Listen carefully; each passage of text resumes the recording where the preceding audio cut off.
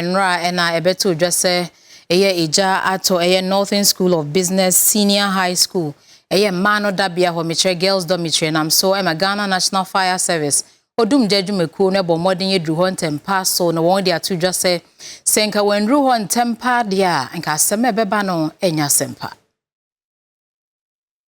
Wodi wani echwemu emprempren ya ewo Northern School of Business Senior High School ye Trinity no Bisco eno watamale watifido mantemu a adesuafo ewo ho etwaja adwo won so no egugemu ne titiriw ene ema no ni nyina ne sebia ya womoda eye womodometri no eja atodankora enumu amomo niema pii na ahye dumja adwumakuo no ebo amane se bra womo ensa kansa amane boyi edi free so suku mu ho ne ntem so ara womo pie mu wo ho ehwe so betimi aso ejana no enu no edan enan ya neka ho de eyade agye antumi anko na emum enum ne de eja etumi ehye eho enioma ahodo bi akoye nsem bi ehadwen wo mo kire se wo mo hwehwe mu edan na di se anyina mo nkane bi hu ena ohaw eba ho a enam so ma eja etumi ba ya mpremprenya adisuafo ne nhoma ahodo a wodi edi dwuma sanso no mu nuane ene akade pii na eja no atumi ahye sabre akoye nsem bi ehadwen eno amane wo mo srempanifo se mpremprenya de wo mo ntwomani mehwe adisuafo ne se ne beye